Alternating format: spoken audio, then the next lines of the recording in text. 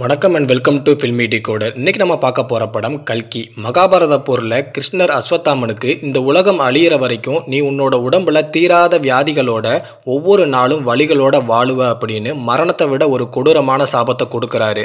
And அது மட்டும் இல்லாமல் என்னோட கடைசி அவதாரமான கல்கி அவதாரத்தில் நீ தான் என்னைய காப்பாற்றணும் அப்படின்ற மாதிரி ஒரு வரத்தையும் கொடுக்குறாரு.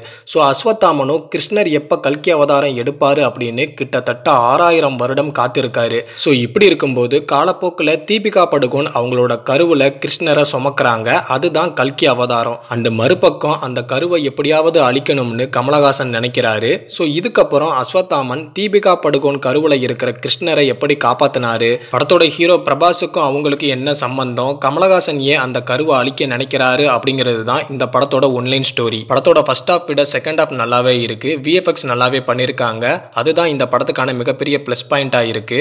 அஸ்வத்தாமன் கேரக்டரில் அமிதாப் பச்சன் அவரோட body language, face reaction, fight sequence அப்படின்னு எல்லாமே நல்லா பண்ணியிருக்காரு. சுப்ரீம் யாஸ்கின் கேரக்டரில் உலகநாயகன் வராரு. படத்தோட மெயின் வில்லனே சுப்ரீம் யாஸ்கின் தான். இவரோட மெயின் டார்கெட்டே தீபிகா படுகோனோட கருவில் இருக்கிற அந்த கல்கி அவதாரமான கிருஷ்ணரை எப்படியாவது அழிக்கணும் அப்படிங்கிறது தான். ஸோ படத்தில் 2 சீனில் தான் இவர் வராரு. பட் கல்கி படத்தோட பார்ட் 2ல் கமலஹாசனுக்கு நிறைய சீன்ஸ் இருக்கும் அப்படின்ற மாதிரி படத்தோட கிளைமேக்ஸ்லேயே நம்மளுக்கு காட்டியிருப்பாங்க. ஸோ படத்தோட கிளைமேக்ஸில் செகண்ட் பார்ட்டுக்கு லீடு கொடுத்துருக்காங்க. அந்த சீன் எப்படி இருக்கும்னு நீங்கள் அந்த சீனை பார்க்கும்போது உங்களுக்கே புரியும். பிரபாஸை பொறுத்தவரை ஃபர்ஸ்ட் ஹாஃபில் ஒரு ஜாலியான கேரக்டரில் சில பல சம்பவங்களை பண்ணுறாரு. படத்தோட கதைக்களம் 2898 வருடங்களில் நடக்குது. ஸோ இந்த வருடங்களில் பார்த்தீங்கன்னா கிட்டத்தட்ட உலகம் அழிஞ்சு போயிருக்கு. பட் அதில் காசி மட்டும்தான் அழியாத கடைசி நகரமாக இருக்கு. அண்ட் அந்த காசியில் காம்ப்ளெக்ஸ் அப்படின்ற ஒரு நகரம் ரொம்பவும் செழிப்பாக இருக்கும். ஸோ அந்த நகரத்துக்குள்ளே எப்படியாவது போயிடணும் அப்படிங்கிறது தான் பிரபாஸோட எய்மாவே இருக்கு. அண்ட் அதே நேரம் பார்த்தீங்கன்னா அந்த காம்ப்ளெக்ஸ் அப்படின்ற நகரத்துக்கு கமலஹாசன் தான் ஒரு கடவுளாகவே இருக்காரு. ஸோ இவங்க 2 பேரோட காம்பினேஷன்லாம் எப்படி இருக்கும்னு நீங்கள் படம் பார்க்கும்போது உங்களுக்கே புரியும். படத்தில் ஃபைட் சீக்வன்ஸ் நல்லா இருக்கு, பிஜிஎம் நல்லா இருக்கு, நிறைய இடங்களில் லேக் இல்லை. ஸோ அதுதான் அந்த படத்துக்கு மிகப்பெரிய ப்ளஸ் பாயிண்ட்டு. அண்ட் இதை தவிர பார்த்தீங்கன்னா தீபிகா படுகோன் தான் கல்கியை வயிற்றில் சுமக்கிறாங்க. ஸோ நல்லாவே நடிச்சிருக்காங்க. அண்ட் இதை தவிர நிறைய கேமியோஸ் வந்து படத்தில் இருக்கு. நிறைய பேர் சர்ப்ரைஸாக கேமியோ ரோலில் நடிச்சிருக்காங்க.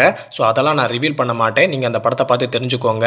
அண்ட் இது முழுக்க முழுக்க பிரபாஸோட படமா அப்படின்னு கேட்டிங்கன்னா இது பிரபாஸோட படம் இல்லை. அமிதாப் பச்சன், கமலஹாசன், தீபிகா படுகோன் அப்படின்னு நிறைய ஆர்டிஸ்டோட படமாக தான் இந்த படம் இருக்குது. ஸோ தனிப்பட்ட ஒரு நபரோட படமாக இந்த படம் இல்லை. ஸோ கொடுத்த காசுக்கு ஒர்த்தான ஒரு டீசெண்டான படமாக இந்த படம் இருக்குது. கண்டிப்பாக நீங்கள் இந்த படத்தை பார்க்கணும். ஸ்டார்டிங்கில் படம் கொஞ்சம் ஸ்லோவாக போகிற மாதிரி தெரியும். பட் செகண்ட் ஹாஃபில் கொஞ்சம் நல்லா ஃபாஸ்ட்டாகவே மூவ் ஆகும். ஸோ அது உங்களுக்கு கண்டிப்பாக பிடிக்கும். குறிப்பாக படத்தில் வரக்கூடிய விஎஃப்எக்ஸ் அண்ட் ஃபைட் சீக்வன்ஸ்க்காகவே நீங்கள் இந்த படத்தை பார்க்கணும். ஸோ பார்த்துட்டு உங்களுக்கு இந்த படம் பிடிச்சிருக்கா இல்லையா அப்படிங்கிறத கமெண்ட் பாக்ஸில் வந்து கமெண்ட் பண்ணுங்கள். ஸோ இதே மாதிரி நிறைய சினிமா அப்டேட்ஸுக்கும் நிறைய சினிமா ரிவ்யூக்கும் நம்ம சேனலை ஃபாலோ பண்ணி வச்சுக்கோங்க.